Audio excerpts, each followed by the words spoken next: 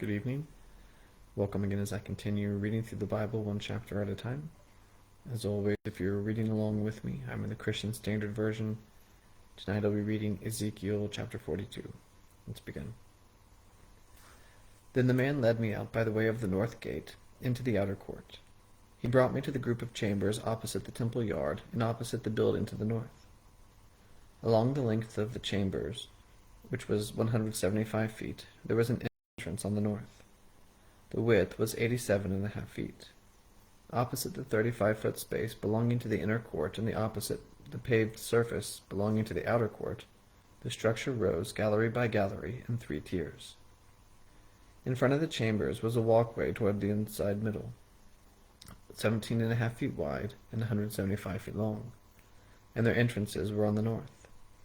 The upper chambers were narrower because the galleries took away more space from them than from the lower and middle stories of the building. For they were arranged in 3 stories and had no pillars like the pillars of the courts.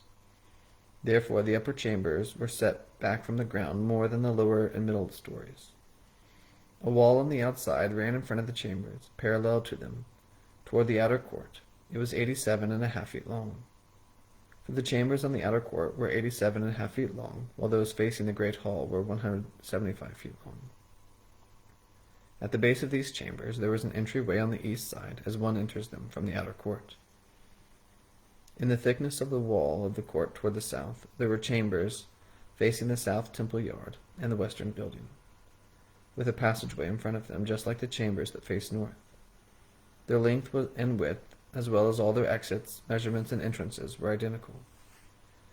The entrance in the beginning of the passageway, the way in front of the corresponding wall as one enters on the east side, was similar to the entrances of the chambers that were on the south side. Then the man said to me, "The northern and southern chambers that face the courtyard are the holy chambers where the priests who approach the Lord will eat the most holy offerings. There they will deposit the most holy offerings, the grain offerings, the sin offerings, and guilt offerings, for the place is holy.